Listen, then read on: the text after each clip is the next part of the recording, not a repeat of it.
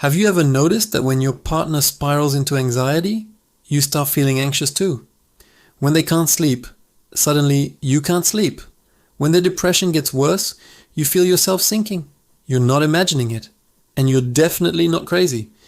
In 2017, researchers in Taiwan analyzed over 5,600 married couples and discovered something absolutely terrifying. Mental disorders spread between romantic partners like a contagion. If your partner has depression, you're nearly 3 times more likely to develop it yourself. Today, I'm going to show you the science behind this emotional infection, why it happens, and most importantly, how to protect your mental health without abandoning the person you love. Who am I? Before we dive in, if you're new here, welcome. I'm Sergio Popovici, and on this channel, we break down the latest psychology research in ways that actually make sense for your real life. If you find this valuable, hit that subscribe button. And trust me, you don't want to miss what's coming next. Let's get into the science. So here's what happened. A research team led by Dr. Wang published a groundbreaking study in the Journal of Epidemiology and Community Health, one of the most respected medical journals in the world. They tracked 5,643 married couples from Taiwan's National Health Insurance Database between 2002 and 2013. And what they found was absolutely staggering. If one partner had a mental disorder, the other partner had 2.9 times higher odds of developing mood disorders like depression, 1.8 times higher odds of developing anxiety disorders, 1.7 times higher odds of developing other mental health conditions. They called this phenomenon parallel contagion, meaning both partners tend to develop the same type of mental health issues. But here's the kicker. This wasn't just correlation. When they controlled for shared genetics, socioeconomic factors, and lifestyle, the effect was still there.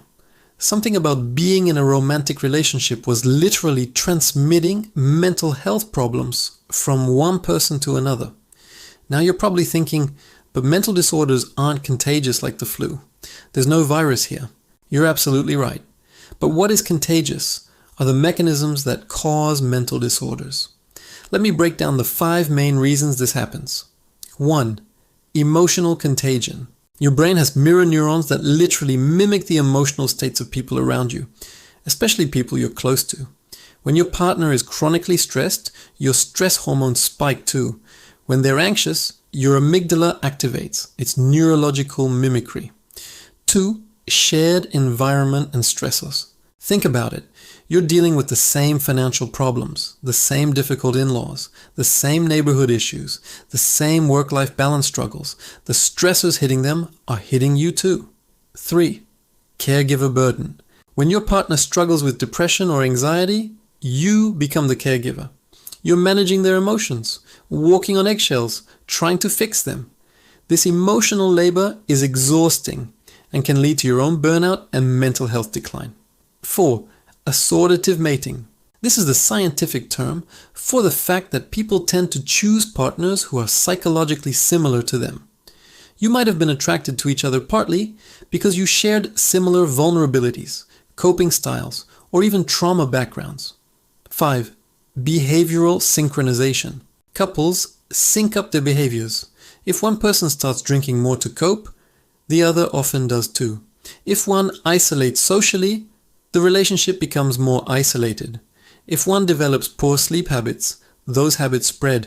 It's like living with someone who has bad posture. Eventually, your posture starts to suffer too. So how do you know if you're experiencing this parallel contagion?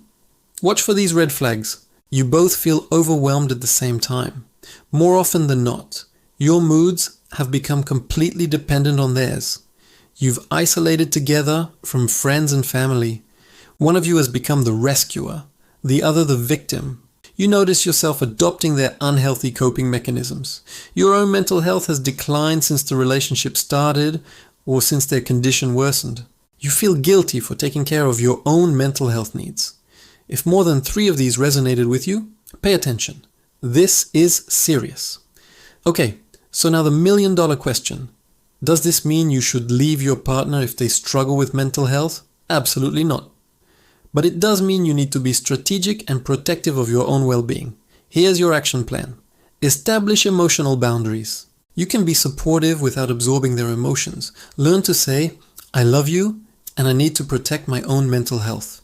Maintain separate identities. Keep your own friends, hobbies, and routines. Don't let the relationship become your only identity.